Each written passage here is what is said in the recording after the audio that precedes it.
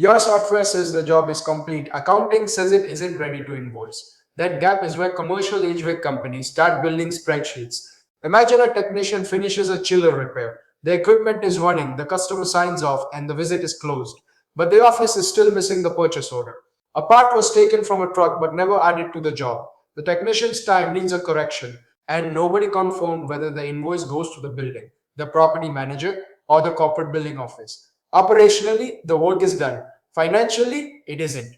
Generic service software often starts with a simple model: customer job invoice. That can work when one customer has one location, one job creates one invoice, and every dollar belongs to the same company. Commercial HVAC isn't that simple. There are really two different hierarchies. The first is your company. You may have a headquarters, multiple legal entities, several branches, separate service and project departments, and different teams. The second is your customer. One property management company might have 40 buildings. Each building can have several mechanical rooms, dozens of assets, different service agreements, different purchase order rules, and different billing contacts. A contractor branch is not a customer location. A legal entity is not a service department. And a rooftop unit is not just a note on a job. When a generic tool flattens all of that into customers, tax, and custom fields, people become the integration. Dispatch fixes one part, finance fixes another. Branch managers keep their own reports. Then somebody tries to reconcile everything at month end. The next problem is that commercial HVAC doesn't have one financial workflow. It has at least four. A reactive service call needs fast closeout and clear job margin. A maintenance agreement needs you to compare recurring revenue with the labor and visits required to deliver it. A quoted repair or replacement needs accurate labor, material, equipment, subcontractor, and deposit tracking. And a longer project may need work in progress reporting, progress billing, retainage, and change order control. Those are not four versions of the same invoice. They are different financial models. This is why a generic job costing report can look precise and still be wrong for the decision you're making. Job margin can tell you what happened on a completed service job. Project WFP is trying to tell you how revenue, cost, billing, and progress line up before the project is complete. Mix those together, and you can mistake overbilling for profit, underbilling for poor performance, or unfinished work for earned revenue. Commissions create the same problem. Should commission be earned when the estimate is approved, when the work is completed, when the invoice is paid, or only after margin is reviewed? If the rule isn't explicit, the software will trigger on whatever event is easiest, and finance will correct it in a spreadsheet. Deposits are another trap. A deposit has to belong to the correct legal entity: payment account, customer site, estimate, and project. If you only record that money was collected, you've captured the payment but lost the ownership.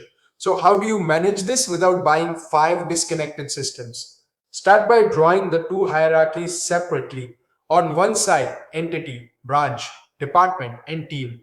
On the other, customer account, site, equipment, agreement or project, and job or visit. Then decide what each system owns. Your field service platform should own the operational record: the customer, site, equipment, schedule, fieldwork, labor, materials, and closeout evidence. Your accounting system should own the books, the legal company, chart of accounts, receivables, payables, deposits, payroll, and financial statements. Your reporting layer can compare branches and revenue streams, but it should never pretend that an operational roll up is the same thing as consolidated financial statements. Next, require five dimensions on every financial transaction: legal entity, branch, revenue stream, customer site, and job or project.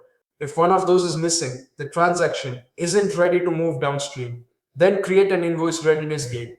Before a completed visit becomes an invoice, confirm the technician's time, materials, purchase order, field evidence, customer authorization, billing contact, and invoice type. This one gate can remove days of back and forth without pretending that every completed visit is automatically billable. Keep service job costing separate from project wide. Write the commission rule in plain language, including the trigger, exclusions, margin check, and approval step. Reconcile each entity before headquarters rolls the numbers up. And don't launch this across the whole company first. Pilot one branch. Trace one service invoice, one project invoice, one deposit, one commission payout, and one headquarters report from start to finish. Every handoff should have an owner.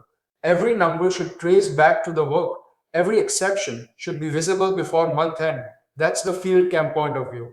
Map the commercial HVAC operating model first, then decide what the field service platform, accounting system, and reporting layer should each own. If you're dealing with this now, bring us one service invoice, one project invoice, one deposit, and one commission rule. We'll map the workflow with you before recommending how FieldCamp should fit.